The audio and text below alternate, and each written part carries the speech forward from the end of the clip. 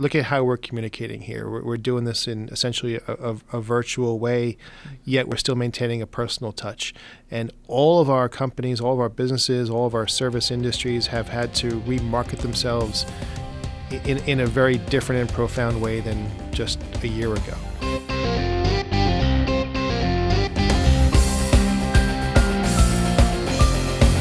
Well, tonight's show, we have a very robust show presented by Investors Bank. We're going to be, it's amazing how much content we're going to be sharing in tonight's show. We're going to be talking with executives at Investors Bank, New York Community Hospital, Maimonides Hospital, and Bernath and Rosenberg. A little bit about each individual entity. Investors Bank, headquarters in Short Hills, New Jersey, is a full-service commercial bank that has been servicing customers since 1926, almost 100 years, with over $27 billion in assets and a network of more than 150 retail branches in the Northeast. Investors Bank delivers personalized services and products tailored to the needs of its customers, businesses, and consumers alike. About New York Community Hospital. New York Community Hospital is a 134-bed non-profit acute care hospital located in Midwood, the section in Brooklyn. Founded in 1929, the hospital has since grown to a staff of over 150 physicians, among them board-certified physicians in 31 specialties. They are well known for their state-of-the-art medical technology and a patient-centered approach to care. About Maimonides Hospital, they're around since 1911, and they have been the largest hospital in Brooklyn.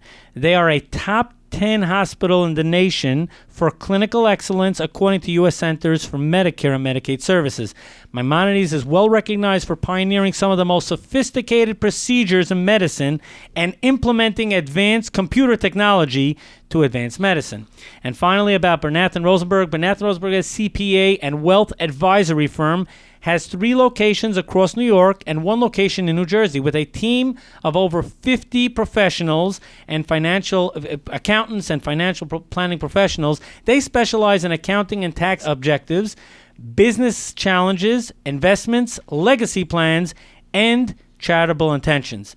And of course, I'm going to open by going to my good friend, the VP of Business Banking at Investors Bank, Michael MacIntyre, but just some specific thank yous to the great team at Investors Bank who behind the scenes just makes it happen. Jason Bachrach, Dominika Leonard, thank you for making this all happen. I now turn to Mike MacIntyre. Thank you for joining me here once again on Mind Your Business. Thanks, Yitzchok. Great to be here. Thanks for having me as usual.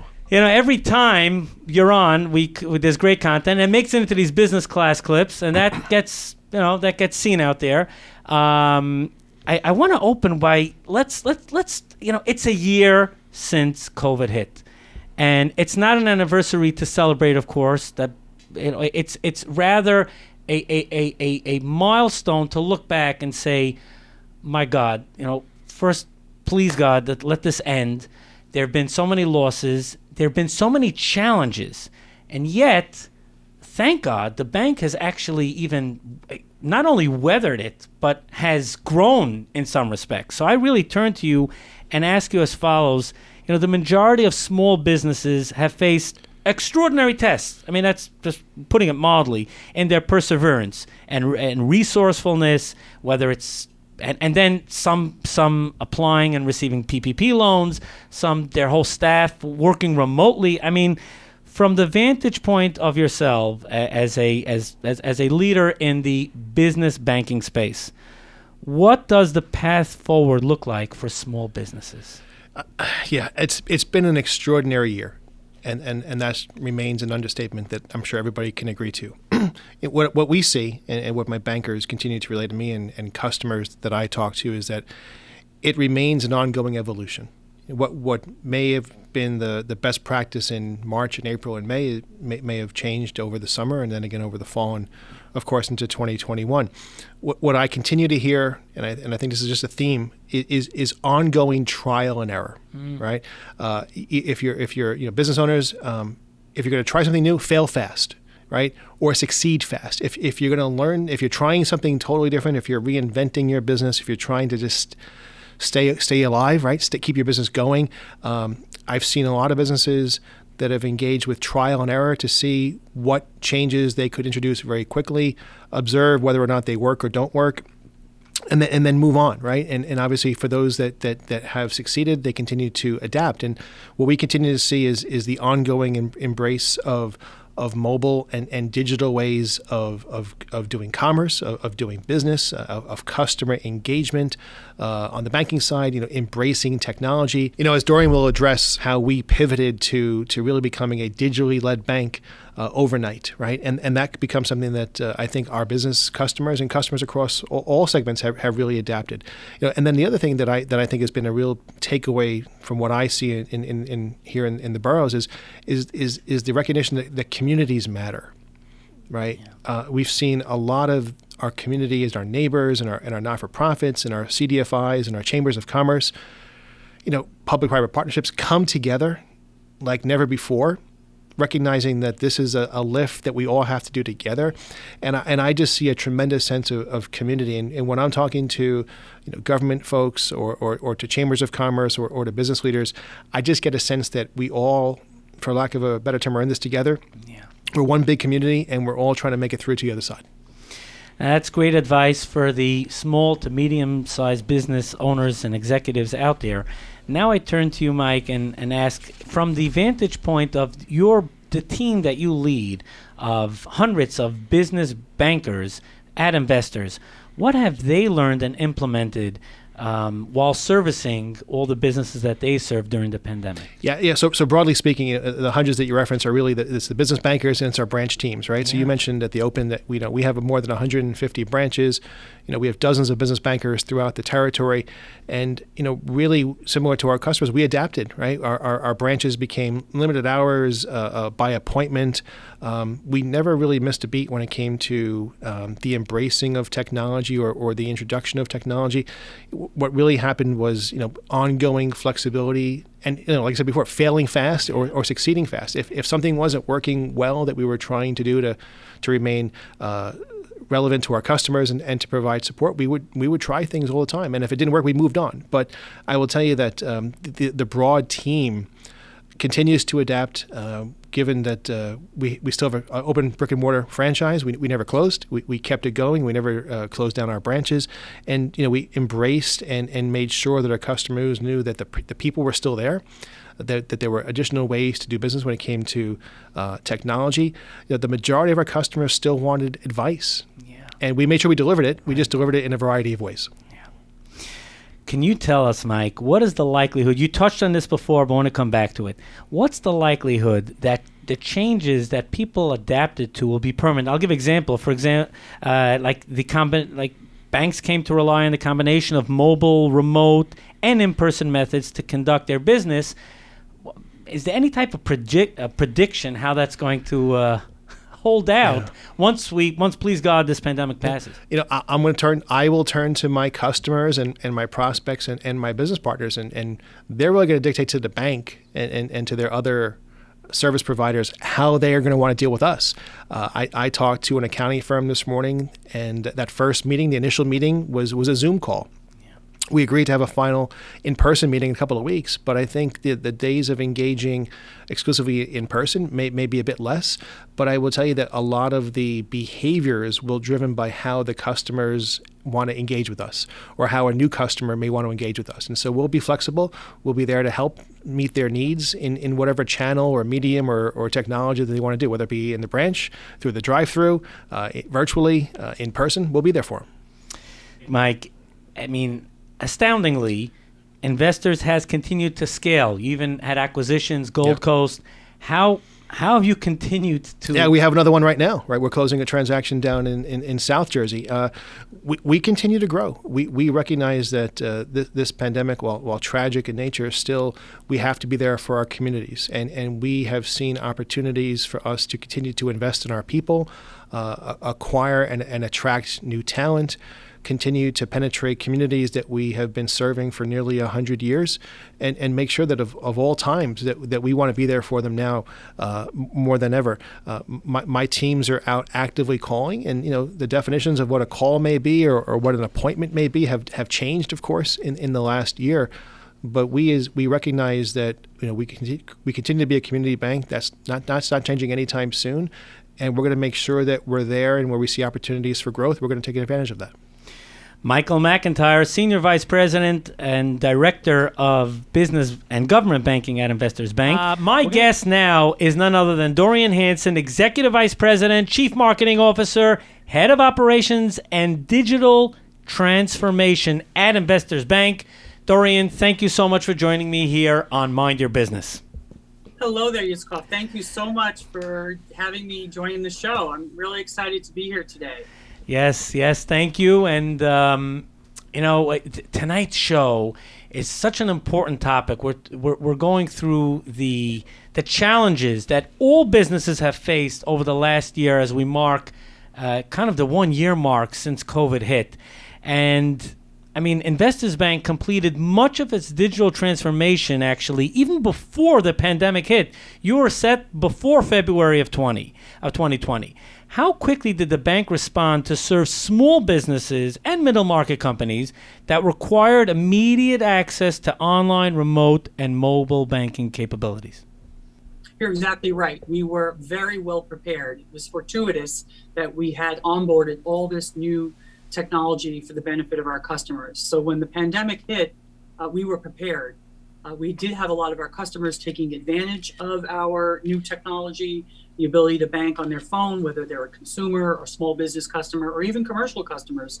We're seeing a trend to bigger mid-sized companies wanting to bank remotely. So in a pandemic, that was a great win for us and for our customers. The one thing that did keep me up at night was new people. Here we are. Hey, we're here for you. You can bank remotely. You can do that safely. You can do it securely. You can do it quickly. But we did have people that had never done banking, remotely or by phone. And you always have to watch out for bad actors or account takeover. So we stepped up our communication and our education to our customers to remind them that we would never ask for their passwords, to never give out, personal information, that was not information that we would ask of them to validate their account. So that was key to me and to the team and to the leadership of the bank, that for customers that were novices or new to this, that there are certain protocols that we would always follow. If they called our call center, they did come into a branch, or they wanted to be on their phone, or they got locked out with a password, that we would never ask for that information. And we had buck slips. We communicated that on our website. So I think that I'm proud to say that we did not put any of our customers, obviously unintentionally, or they didn't put themselves in harm's way. The other great thing about being a bank our size is we're really nimble. I consider us thought leaders in the space. We're not a behemoth. We're not a small community bank. We have a community feel. We're very, very close to our customers. We care very passionately about the communities in which we serve. But we're the size of a bank that we can move quickly. We can make changes. We have the financial ability to do so. We have the talent, and we have the technology. So with those three things, brought together, we have been able to excel, and we have been able to bring new business to the bank. In fact, our business banking organization, run by Michael MacIntyre, he has 30, relationship managers that call on, businesses in the markets that we serve. And Michael and his team were able to do that. Basically 75% of their calls are made remotely. The days of walking and talking or door knocking, yes, some of that still exists, but they had to be creative. And we had to, as person responsible for marketing, think about new ways to help them get in front of people. And, they've done a great job doing that. Now, here's an interesting question, and it's been shared that investors actually grew during the last year, which is astounding. Mm-hmm. How did you win business during COVID? And I guess my other part of the question would be: are there any changes in the approach that you've taken pre-pandemic to where we are today? So how we won business is, we stayed in the game, right? We were open for business. We kept our branches open. We assessed it literally every day, and we would have a morning call, a stand-up call with the leadership team, the executive management team at the bank. We would assess, what was happening, in the news, how it would impact our branches, our customers, our employees. So we were constantly doing that. And I think the biggest thing I can say is that we stayed the course. And we did participate in PPP, the Paycheck Protection Program. And, we rallied 165 of our employees around the bank. And we worked as a cross-functional team remotely. And we moved heaven and earth to ensure that the customers, the business owners that needed funding through the government program, that we were able to help them. And, we had many, many customers who were not savvy with computer or with technology. And, we would do webinars to help them navigate how to upload a document. We would stay on the phone with them and really walk them through that process. So, necessity is the mother of invention. And we just found new ways to serve our customers. And it was really, a lot of it was on the fly. And, that really just built a lot of goodwill with our customers to the point where, we'll all remember where we were. 5-10 years from now, when the world changed, when the world went upside down. And our customers are going to always remember that Investors Bank was there for them. And I know it sounds kind of hokey, but when the chips were down, we showed up, and we showed up in a big way, and we showed up every day. Now, Dorian, we hear the term frequently, digital adoption. What does that mean for banks, and what does it mean for customers? So digital adoption is, somebody embracing or adopting your technology, right? The ability to bank on your phone. So, in the consumer space, that evolution was already happening, right? More people were using their phone. They use it for lots of different things, including banking. But there is something, adopting that technology and really embracing it or utilizing it. So I really track utilization. I want somebody to do it not once, not twice, but all the time, so that they are truly utilizing, all the good stuff that we have put out over the last few years. So we monitor very closely, somebody downloaded our mobile app. Are they checking their balances? Are they using their device to move money, whether it be internally or externally? Are they using Zelle, right? That's our person-to-person payment platform that we actually launched. We had launched the consumer platform right before the pandemic in December of 2019. And through the pandemic, we launched the small business functionality. So, here we were in the throes of this, uncertain times, and we were able to also bring new functionality to the market in the height of all of this. So utilization is key. So it's not just use it once, not just use it twice, but, really just make it part of your DNA. My guest is Dorian Hansen, Executive Vice President, Chief Marketing Officer, Head of Operations and Digital Transformation at Investors Bank. Before I let you go, Dorian, let's talk about marketing. As businesses continue to make hard choices about how and where to invest, what advice would you recommend for businesses out there to stretch and make the most out of their marketing budgets?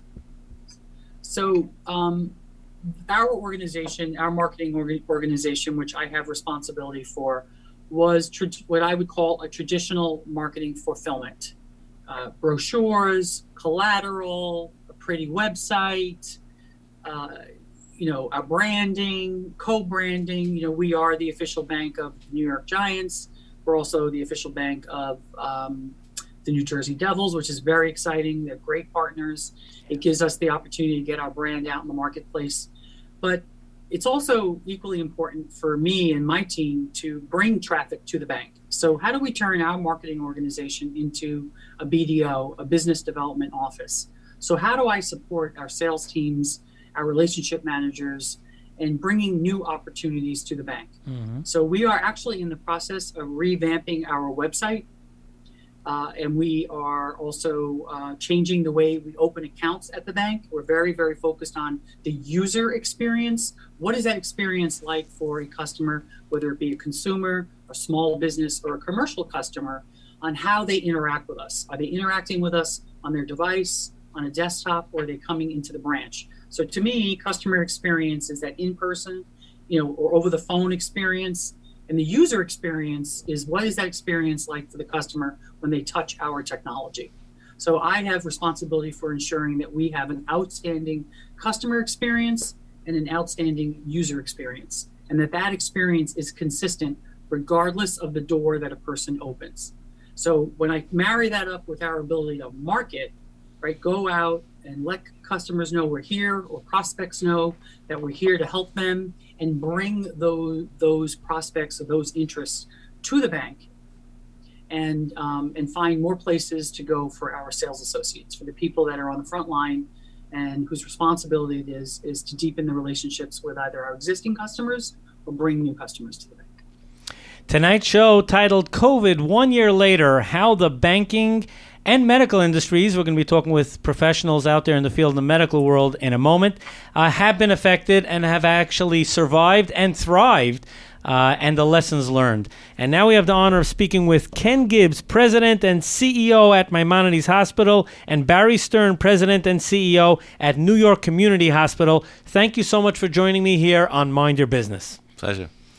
I'm going to first turn, actually this question I would like to ask of both executives. In general, what has been the impact of the pandemic on the hospital? And just to break that out, how has the hospital responded, and how has leadership responded in this unprecedented crisis that we've been living through? Ken. So the very first decision was we, leadership and the board, we were going to spend what it took to deal with the crisis and do the best we could by the community and the patients. And by the way, it was quite significant. But we had to very fast put in place a whole change in our capacity. We quadrupled the ICU capacity and more than doubled the non-ICU capacity to care for the patients. Basically, we went from a first patient to our peak of over 470 in 30 days. So everything had to be transformed. We had to add 500 people to treat a new virus. So even if you were a pulmonary expert, your job was new. Everybody's job changed. And that just adds to the notion of the heroism of the front line and everybody who was drafted to provide the service. And we're proud to report we safely discharged over 3,000 patients so far. And we have been learning. This was a new disease, but at this point we have much better outcomes for a variety of reasons. And now I turn to Barry. Your hospital has been on the front lines here in our community. Yeah, we're all on the front lines. Yeah, I think the key to the response was utilizing existing resources differently and figuring out how to fill in the blanks, where to add resources. We normally staff about 126 beds at New York Community Hospital, and at our height we were at 167 beds, 177 patients in beds. So it was about focusing on protecting the staff and the patients. Big deal was made about protective equipment, and we made a very big deal of it. We had people in the face masks and shields and jumpsuits, anything really to protect people from the virus. Because as Ken just mentioned, the staff performed heroically. And that's just not a saying. Everybody was going away from the disease, and they were marching in like firefighters going into a fire. And they really they had to be safe, and we all took care of that as the first priority. And the patients as well. We separated the COVID from non-COVID patients in the house, so that people who still needed to have health care, it was not related to COVID, they would get that safely. And it's interesting, as the first wave, we went through a situation where the medicine was new. It's a new virus. The world was trying to figure out exactly how to cope. With the second wave, we have new protocols in place. There's new medications. I think the key to the response has been maintaining great communication amongst the staff, making quick decisions in terms of how to turn with the changes that develop. We did things like transform our fast track unit in ED. Now that we performed over 1,000 infusions and monoclonal antibodies. As new things come up, and that we have basically want to provide to the public what's available. Now I turn again back to you, Barry. How did the hospital fund itself to handle quarantine and all the significant added costs that were brought on by this novel virus. Right. Well, I think what most businesses did, and we had to do it as well in healthcare, is to make sure that the people who could work remotely did it successfully. And so we, with IT support and the support of finance, we made sure to keep the business operations flowing, so the cash flow could be maintained. But with all the changes, most of hospitals have lost money because elective surgeries had to be canceled, and some of the normal operations were just not possible, to be in operation. So what we did was, we reached out to the federal government, and they responded to the industry with the CARES Act funding. And most hospitals received, the funds to help us through at that very difficult time. But without that, I don't think the industry would have made it. Now I turn back to Ken Gibbs, the CEO at Maimonides Medical Center. Ken, how have you learned about maintaining normal everyday operations while balancing the ability to provide critical medical care for the COVID patients? There is no choice. We all learned a tremendous amount because we had to. And it's incredible what the teams at all the institutions have delivered on. But key things that we learned, one is the value of partnership and relationships. The reality is that our healthcare system did not have excess capacity lying around. And so we had formed a clinical collaboration with Community Hospital before this hit. But the pandemic drove home the value of the relationship. And you talked about keeping things ongoing during the pandemic. One of the things we did was come to the conclusion, and during this pandemic, we finished negotiating our affiliation agreement so that we could go forward. And the borough of Brooklyn, like the rest of the city, has needed load balancing and doing best efforts to make sure that care is local, care is close to home, and the appropriate care and the use of facilities matches the needs of communities. And then in particular, as we got past the first wave and prepared for the second wave and have now been through what we all hope is the peak of this wave, we have learned that it's been incredibly important to meet the ongoing needs of the communities. And we are very concerned about the deferred needs. And one of the things we really appreciate this forum is to get the word out that our institutions are open, we are safe, we are ready, and we are significantly treating all those needs that are there away from the virus. And there is a sad reality to come that there are folks like cancer patients who did not get their checkups and have undetected problems that are going to be far more mature when they do get treated. And so we are encouraging everybody to come to the local sources of care to be treated and not to defer those needs. And if I can put one last plug in, we're going to beat this pandemic, but the number one tool we have to beat this pandemic is vaccination. And we want to be sure that everybody gets their questions answered, they understand why they should be comfortable, recognize it's safe, and that they're doing their part to keep themselves safe, but be part of everybody beating the pandemic by getting vaccinated. Definitely. Yeah. There's any final thoughts there, Barry? Yeah, no, I think that, as I mentioned, we were crystallizing this relationship between Maimonides and New York Community Hospital over a period of 3 years. Nothing like a pandemic to increase the sense of urgency. So we're moving full steam ahead, and we look forward to continuing to serve the community. Tonight's show presented by Investors Bank, titled COVID 1 Year Later, How the Banking and Medical Industries Have Been Affected. We just heard from Ken Gibbs, President and Chief Executive Officer at Maimonides Hospital, Barry Stern, President and CEO at New York Community Hospital, and now we're going to hear from Jacob Rosenberg, founder and partner at Bernath and Rosenberg, and Benjamin Berger, partner at Bernath and Rosenberg. Thank you so much for joining us here on Mind Your Business.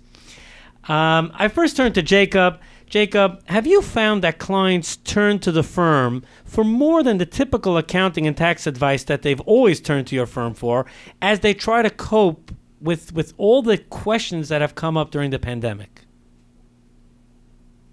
Mr. Yitzchok, thanks again for inviting Benjamin and myself to your wonderful and always informative show. Thank you. So, I went to college, I went to graduate school, learned a lot of technical answers for all kinds of accounting and tax questions. But for this pandemic, there is no university that could have taught me what I needed to know. It was a total emotional shakeup. And not only for our clients, for us, we were stress tested as well. I remember the day a year ago where a new person in a high position came to the firm, and we set them up with the computer and the desk and gave a tour of the entire office. And at the end of the day, we said, you can't come back. It's over, go home. But, as consultants and wealth advisors, we get to learn all about our clients' lives. And add the fact that we were navigating these similar issues ourselves, that made us a lot more compassionate and helpful to our clients. So what we did was, and continue to do, is we try to leverage our relationships. You must have heard that Merck has agreed to help Pfizer in distributing the vaccines and filling and distributing the vaccines. So we have clients that compete with each other, and we actually got some of them to help each other. For instance, the supply chain was really damaged during COVID, and we had clients reach out to other clients and help them navigate the supply chain. And what was important, we felt, and we spoke about this during this time, was not just that I had nothing personal, but not just marketing gimmicks on showing that we care, but to actually care. And it was a great time to learn this and to use it. Benjamin, you and I have been on the front lines of the three letters that everybody wants to forget, but we still stay involved with PPP. I'm sure you get this like I do. We've gotten many questions over the last year about how and what types of eligibility customers have from a PPP perspective. From an accounting firm, from a CPA side, what kind of challenges are of the program that you've seen with PPP, and what kind of questions are you getting from your customers? Look, round one of PPP was a challenge for all: lenders, borrowers, CPAs, and the SBA. The PPP program was seen as a lifeline for businesses and their employees. Everyone was concerned, and rightfully so, that the funds will be quickly depleted. And add to the mix the ever-changing rules and almost daily updates to the program. It was hysteria, the classic run on the banks. But we do have to cut the SBA some slack. The SBA, in the first 60 days of PPP round one, funded 4.5 million businesses to the tune of $511 billion. To put that number in perspective, in the 5 years prior, the SBA, under its 7A loan program, averaged $17.5 billion a year. So in April and May of 2020, they processed 29 years worth of loans. This statistic should give you some perspective on the strain that the SBA was under. And keep in mind that they were not fully staffed either. For CPA firms, it was a challenge. In our firm, we set up a SWAT team. We had a dedicated team of employees that all they did all day was assist clients with PPP, sending out numerous emails, keep them updated of the ever-changing rules. Now, round two of the PPP program, which is currently expected to expire on March 31st, 2021, is certainly running smoother. However, that too has its challenges. The government has announced various changes to the rules, yet has not provided guidance to it. In fact, just yesterday, the AICPA requested that they extend the deadline for another 60 days in order to be able to give everybody a chance to take advantage of it. So Benjamin, my final question from me here. As we're basically halfway through the month and have about 17 days left before the program currently expires, what are you seeing? Are you seeing a rush to the applications, or have your clients been taken care of already this round? What are you seeing in terms of since this program has gone live in January? I certainly don't see the hysteria that round one had. I would attribute that to a number of reasons. Clients are more educated. They have the documents in order. Many of the documents in round one, which had prepared, original certificate of incorporation, et cetera, which they wouldn't have handy, they do have now. Many of them have gone back to their first lenders from the first round as well, which has made things smoother. I now turn to Jacob. Jacob, do you have any general advice for families as they look forward to being on the other side of the pandemic and planning for their financial future? Well, it's a great question, and I'd like to answer it not just in a perspective of financial future, but just life itself. Now, I learned two important lessons. Really, it's one, life happens while you're making other plans. And the second is we cannot control what happens to us. That's God's domain. We can only control our reaction. Having said that, yes, advice to parents, it's really important for themselves and their children that they have financial literacy. I remember once going, I used to lecture at universities and high schools about financial literacy, and it was like one of these lunch and learn, and it was a big college here in Manhattan, and I asked them, how many of you have student debt? And every one of them raised their hand. And then I went around the room and I asked, how much is your debt? How much is your debt? Nobody knew. They had no idea what their debt was. So just simple, important things that we take for granted at this point in our lives, teaching children about bank accounts, credit cards, mutual funds, just to have some idea about these things so that it's not shocking when they are confronting adulthood and business life. Also, non-financial, but teaching our children resourcefulness. We need to develop grit. Everyone has personal pandemics going on in their lives. And it happens all the time. We don't know when or how, but we need to exercise those grit muscles.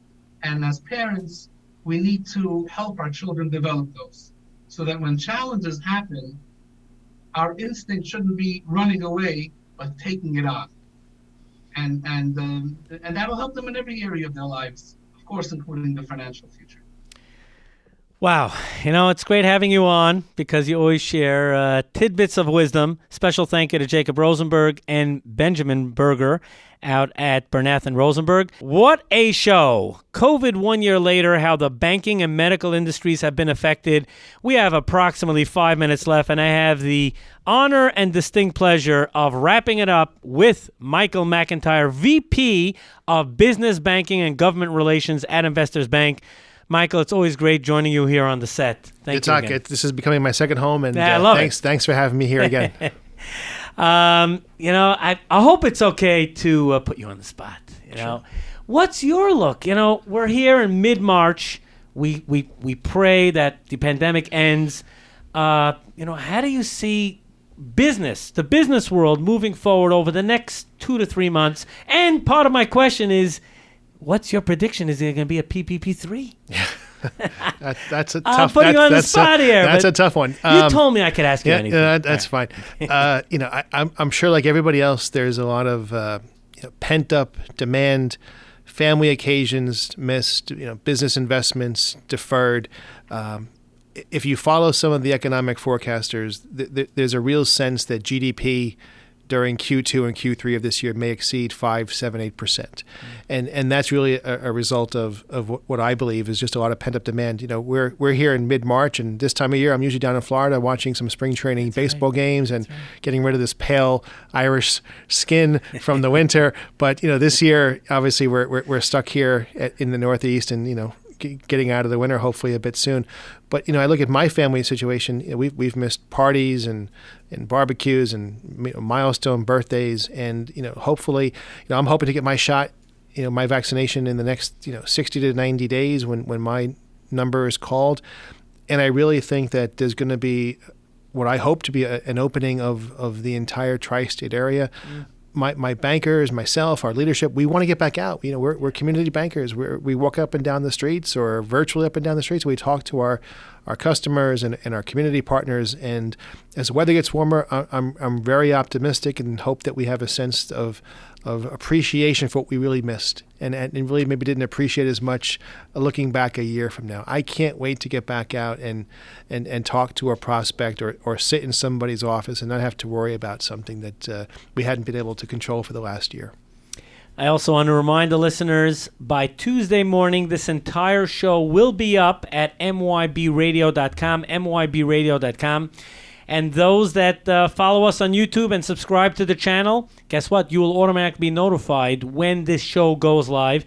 And Michael, at the beginning of the show, I mean, there were many takeaways, but something in particular that resonated with me was how the bank, Investors Bank, pivoted so quickly. And I know that that's a term that's been tossed around so often over the last year, but the branches did not close. They tried new things, and like Michael and Dorian shared, there were times when on a daily basis they would go through what should we do, what shouldn't we do, what worked yesterday, what may work next week, and going through all the different what ifs, and then executing it, and then right away, if something's not working, it's okay. Fail fast. It's okay, yeah. Right? Fail fast, and just and then quickly pivot to the next item and try something else in order to see what works. Well, Mike, as we wrap up the show, as you know, we have this new feature. When we were on with Jack Hubbard, that was great. Right. In the absence, remember his line? Turkey feathering. In the absence of value, price is always the issue. Yeah, a legend in training and banking. That was such a great line. But now we're going to turn to you, Michael MacIntyre, MM. What we do is we ask the guests to share an impactful business tip based on their initials. Michael MacIntyre, it's all yours. That's a tough one. We can take this in a bunch of different ways. Yeah. I think to summarize the year and to summarize some of the content that we discussed tonight, modern marketing, right? Look at how we're communicating here. We're doing this in essentially a virtual way, yet we're still maintaining a personal touch. And all of our companies, all of our businesses, all of our service industries have had to remarket themselves in a very different and profound way than just a year ago. And so I think modern marketing or contemporary marketing today is something that really is the summary of the last year. We're still here. We've gotten through this together, and I'm really looking forward to the next 90 days. What an amazing show. We had on Dorian Hansen, Executive Vice President, Chief Marketing Officer, and Head of Operations and Digital Transformation at Investors Bank. Of course, Michael MacIntyre, VP of Business and Government Banking at Investors Bank. Barry Stern, President and CEO at New York Community Hospital. Ken Gibbs, President and CEO at Maimonides Hospital. Jacob Rosenberg and Benjamin Berger out at Bernath and Rosenberg. Well, this wraps up a great edition of Mind Your Business here on 710 WOR and the iHeartRadio network. Tune in again next Sunday night for another great edition of Mind Your Business. Have a successful week. Thank you for watching, and make sure to subscribe to this channel and be notified every single time a new video goes live. Don't miss out on any of the weekly interviews that I have with top business leaders, sometimes Fortune 500 executives. Hit subscribe and turn on notifications.